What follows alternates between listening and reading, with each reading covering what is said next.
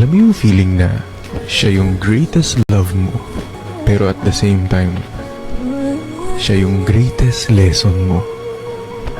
Yung minsan mong tinuring na mahal mo,